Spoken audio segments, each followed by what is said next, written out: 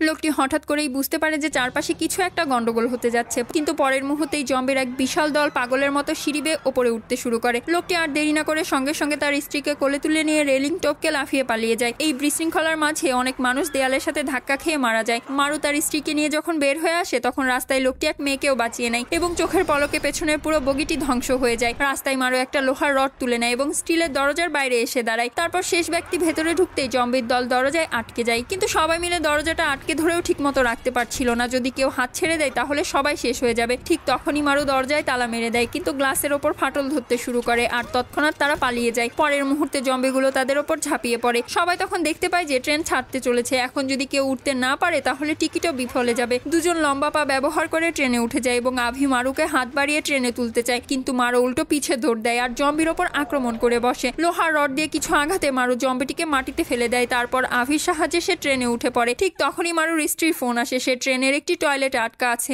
বাইরে জম্বি ঘোরাঘুরি করছে। আভির মেয়েও সেখানে আছে। তারা এক মুহূর্তও দেরি না করে ড্রেস আপ পরে নেয় আর দুজনকেই বাঁচাতে বেরিয়ে পড়ে। মারু একটি দুর্দান্ত কিক মারে এবং অনেকগুলো জম্বিকে মাটিতে ফেলে দেয়। তখন আভি পুরো শক্তি দিয়ে লড়াইয়ে ঝাঁপিয়ে পড়ে, কিন্তু জম্বির সংখ্যা থাকে প্রচুর। তখনই আভির থেরাপি টেকনিক কাজে আসে এবং কৌশলেই তারা তিনজন জ্যান্ত অবস্থায় বাইরে বের হয়ে আসে। ঠিক তখনই ছোটু দেখতে পায় সামনে দাঁড়িয়ে থাকা একজন তো তার স্কুলের প্রিয় জুনিয়র। এই ব্যাপারটা মারুর একেবারেই ভালো লাগে না এবং মারু চারটি জম্বিকে এক ঝটকায় চুরমার করে দেয়, কিন্তু স্পোর্টসম্যান ছিল শক্তিশালী এবং সে তিনজনকেই পেরেশানিতে ফেলে দেয়। ঠিক সেই সময় ট্রেনটি একটি সুড়ঙ্গে প্রবেশ করে। আশ্চর্যজনকভাবে জম্বিগুলো থেমে যায়, কারণ তারা শব্দে ভয় পায়। তিনজন তখন এই অভিজ্ঞতা থেকে শিক্ষা নিয়ে তারা সেই সুড়ঙ্গ ব্যবহার করে তৃতীয় চক্র পার করে ফেলে। দুই দল একত্র হয় আর যখনই তারা দরজার কাছে পৌঁছায় দুইজন মানুষ পিছনে পড়ে যায়। মারু সঠিক সময় বুঝে দরজা বন্ধ করতে চায়, কিন্তু জম্বিরা এসে বাধা দেয় এবং তাদের বাঁচার পথটাই বন্ধ করে দেয়। সবকিছুই টিকে থাকে শুধু মারুর সফলতার ওপর। যদি সে ব্যর্থ হয় তাহলে সবাই মারা যাবে, কিন্তু কেউ জানতে পারে না যে এই পুরো ঘটনার জন্য দায়ী ছিল একজন লোভী মানুষ। এদিকে মারু পড়ে যেতে থাকে। ঠিক তখনই আভি তাকে ধরে ফেলে। ছোট তখন দরজা লাগানোর জন্য লাঠি দিয়ে জম্বিদের বাড়ি মারতে থাকে। তখন পুরো ট্রেনের যাত্রীদের ভাগ্য নির্ভর করে মাত্র দুইটি লোকের ওপর। ঠিক তখনই এক জম্বি মারুকে কামড়ে দেয়। মারু তখন বুঝে যায় যে তার শেষ সময় ঘনিয়ে এসেছে এবং মারু আভিকে বলে, আমার স্ত্রী আর সন্তানের যত্ন নিও। আর ঠিক সেই মুহূর্তেই জম্বিগুলো কাজ ভেঙে ফেলে, কিন্তু মারু